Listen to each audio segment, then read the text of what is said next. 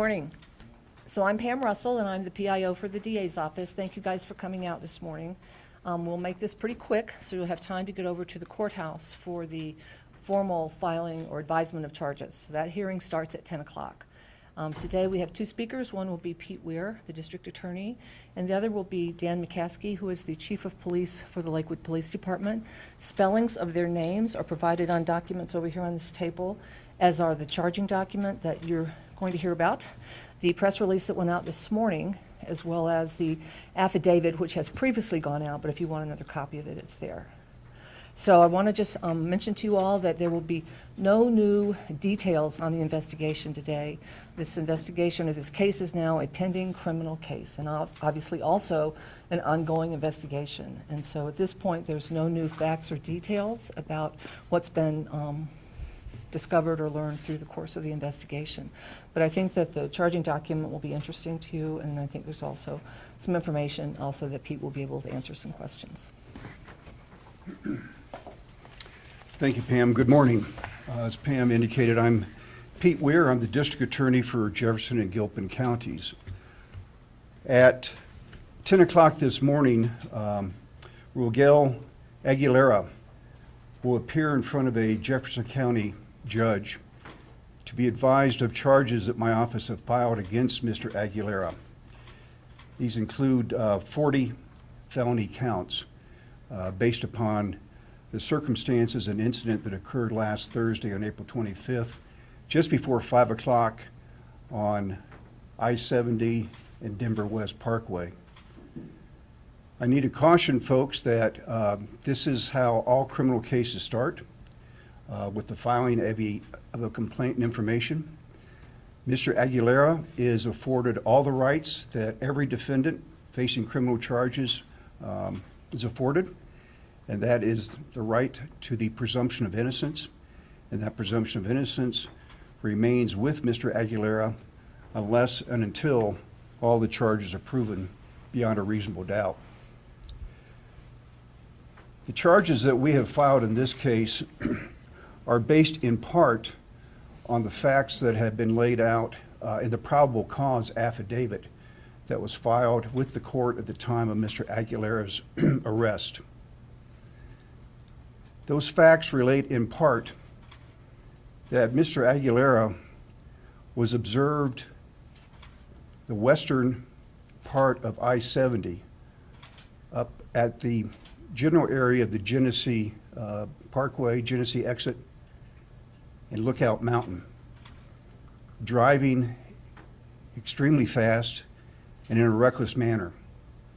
The speed limit for a commercial vehicle that Mr. Aguilera was operating, a semi-truck with a trailer, was 45 miles an hour. The estimated speed of Mr. Aguilera at that time and subsequent times proceeding eastbound on I-70 was in excess of 85 miles an hour. Mr. Aguilera was observed by a number of citizens driving recklessly, swerving through various lanes of the road until he descended I-70 in the right-hand lane of travel. At that time, he saw a semi-truck that was parked off the shoulder right at I-70 in Denver West. He made the decision at that time to swerve left into the cars that had been backed up as a result of the accident that had occurred earlier down on Ward Road. Mr. Aguilera and his semi and the trailer wound up causing collisions with 28 vehicles. As a result of Mr. Aguilera's actions, 4 people died, and I want to extend my condolences to the family members of the 4 men who lost their lives last Thursday. We have 2 individuals that have been seriously injured, serious bodily injury. I want to extend my sympathies to them and all other victims associated with this incident. As I indicated, we have filed 40 counts and may have misspoken earlier, it's 36 felonies out of the 40 counts. The other 4 counts, 1 is reckless driving and 3 counts of crime of violence. So 36 felony counts. There are 6 counts of assault in the first degree. Those are related to the deaths of the 4 individuals and the 2 individuals that were seriously hurt. Assault in the first degree is a Class 3 felony, and a Class 3 felony carries a potential penalty of 10 to 32 years in the Department of Corrections. In this case, the legal theory underlying our charging of assault in the first degree is a theory called extreme indifference. The allegations are that Mr. Aguilera, under circumstances manifesting an extreme indifference to the value of human life, engaged in conduct, knowingly engaged in conduct, that created a grave risk of death or serious bodily injury. So as a result, based upon extreme indifference, 6 counts have been filed against Mr. Aguilera, 4 for the deaths, 2 for the serious bodily injury. In addition, we have filed 24 counts of attempted first-degree assault. Same theory, extreme indifference, but these are individuals that, fortunately, by the grace of God, did not sustain serious bodily injury or death, but they were placed in fear of that. The 24 individuals were all individuals that were in vehicles that were involved in the collisions that were caused by Mr. Aguilera.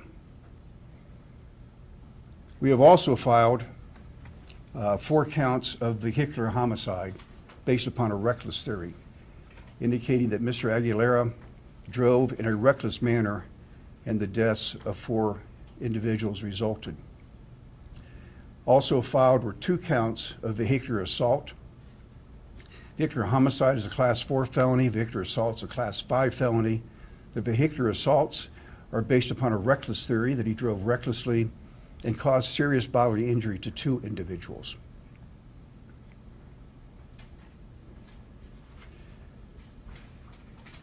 This case continues to be investigated. It's a complex case.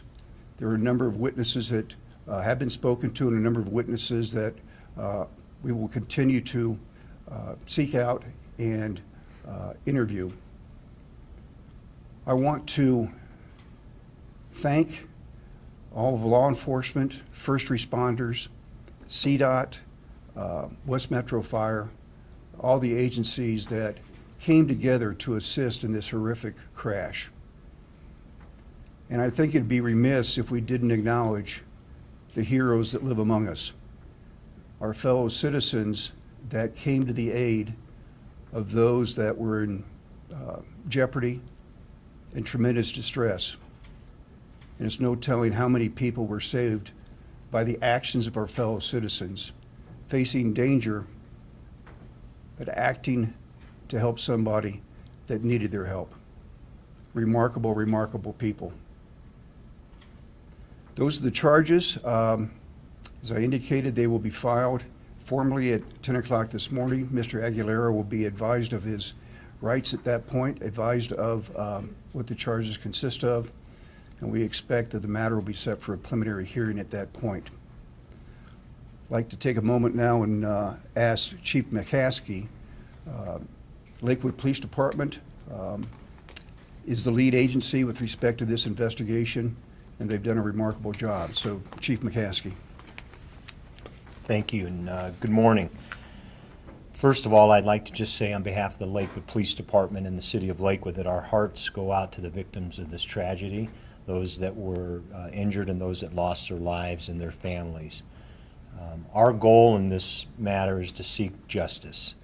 And I can assure you that the Lakewood Police Department will do everything in our power. We won't rest until we've thoroughly investigated this matter and that we have sought justice for our victims in this case.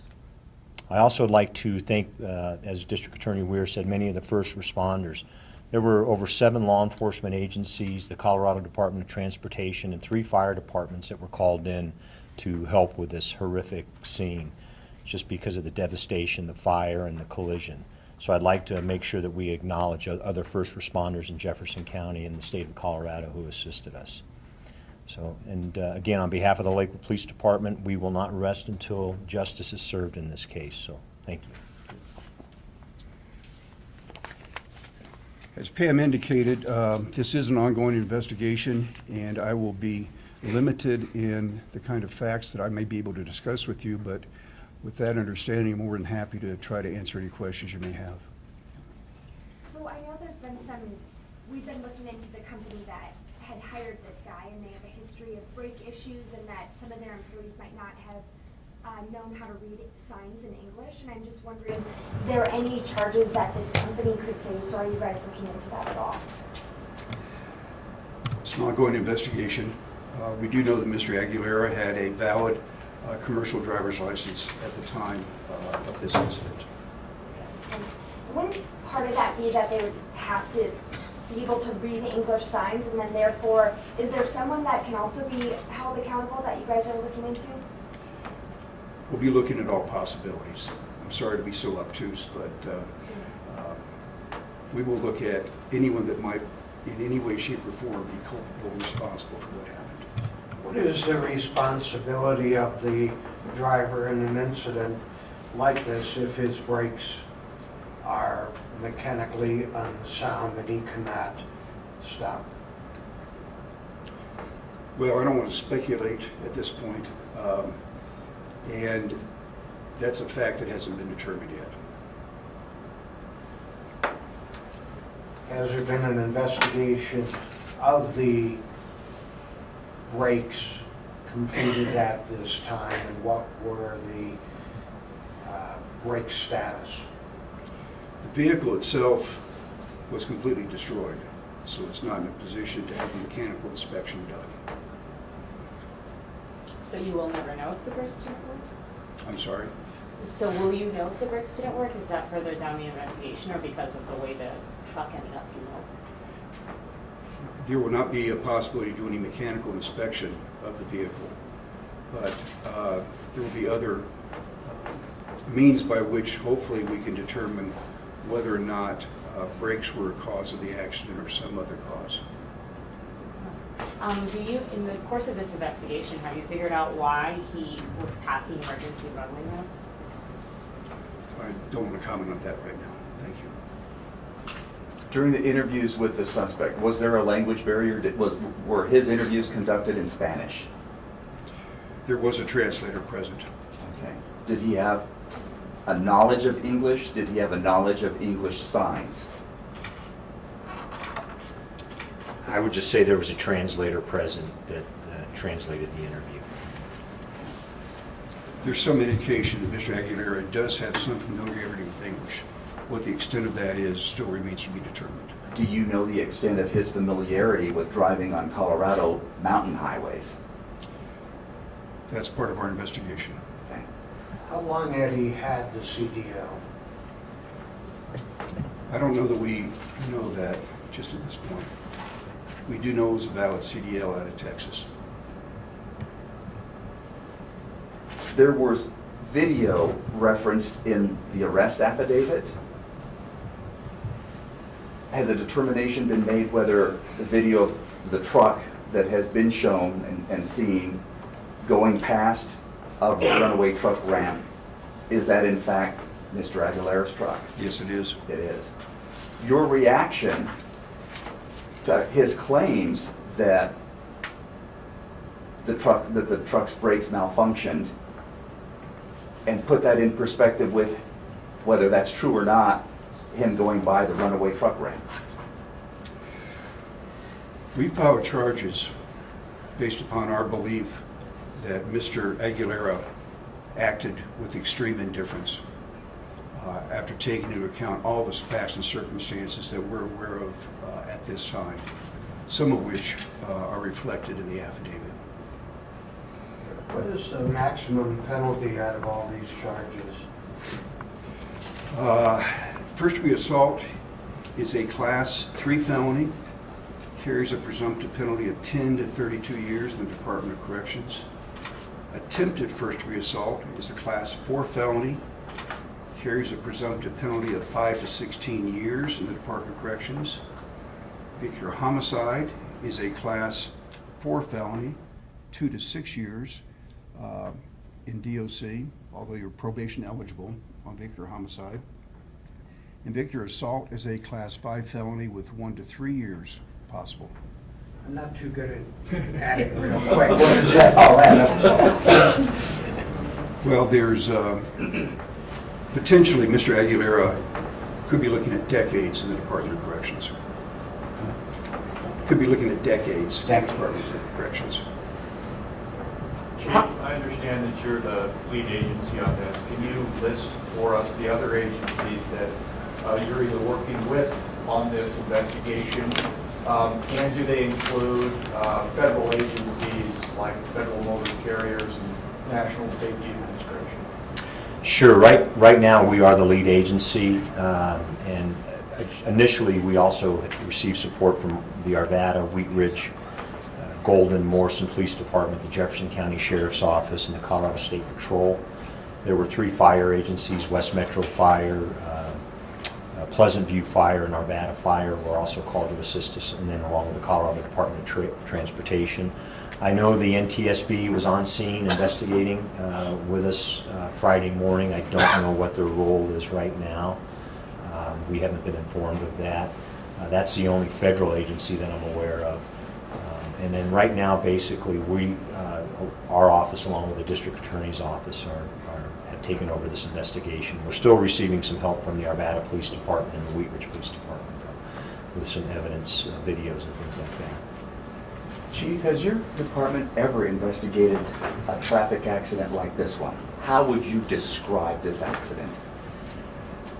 I do not think we have ever investigated an accident like this. In my almost 3.5 decades in law enforcement in the city of Lakewood, I've never seen anything like this. I've never seen the impact that an accident has had on the community as well. I can tell you it's really devastated our community. It's had a profound impact. But in my career at the Lakewood Police Department, I've never seen anything like this. And I think probably talking to our investigators, most would agree we have never had an accident of this magnitude or a crash of this magnitude.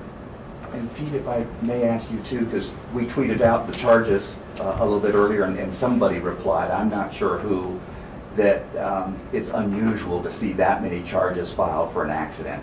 That's why I asked this question here. This accident seems to me to be out of the ordinary. Your reaction to that? Well, I characterize it as a crash, not an accident. And the charges that are filed reflect individual victims that were put at risk as a result of the actions of Mr. Aguilera. So there is a relationship between each count that was filed and a separate individual that either died, was seriously hurt, or was placed in extraordinary risk of serious bodily injury or death. So the number of counts reflects the magnitude of the incident and the number of people that either were hurt or could have been hurt as a result of his actions. There has been a big effort to raise money to get him out on bond, and it appears that that effort has been shut down by Facebook now. I know that prosecutors originally asked for $500,000. The judge said $400,000. Any thoughts about that as to whether he is a flight risk, whether you'll try to get an increase in bond if that's possible, or what happens next? Well, the circumstances of the filing of these charges is something I would expect the court would take into account. As I indicated, that if we are successful in this prosecution, he is looking at many, many, many years in the Department of Corrections. And that is a factor that any judge would take into account as to whether or not somebody might be a flight risk. The family just maintains that he did not have the intention of killing anyone, and but you describe his intentions as extreme indifference. Can you elaborate on that? Just based upon partially the facts that you're familiar with in the public document, the affidavit, the indication well in advance of C-470 that he was driving at an excessive rate of speed, over 80, 85 miles an hour, driving recklessly, shifting lanes. The speed limit for a commercial vehicle is 45 miles an hour. So based upon all the facts that we are familiar with, that's the basis for us determining that we should be going forward under a theory of extreme indifference. If you don't know whether or not the brakes are to blame in this, why all these charges? I don't want to comment on what we know and what we don't know. Can you say whether, you said that he was driving recklessly up around Genesee. Do you think that the truck, do you think he still had control of the truck back then and was driving recklessly on his own? Or was he already losing control of the truck up there? I think all I can say at this point is we have to refer back to what we believe are the appropriate charges. And those charges are that he was operating the vehicle under circumstances where he was exhibiting extreme indifference to the value of human life. We've been getting some comments from viewers feeling like if this was an accident and his brakes went out, they feel like these charges are just way too harsh. What would you say as a response to those comments? We filed the charges that we feel that the facts support.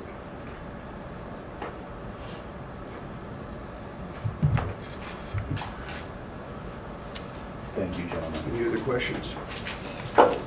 Thank you all very much.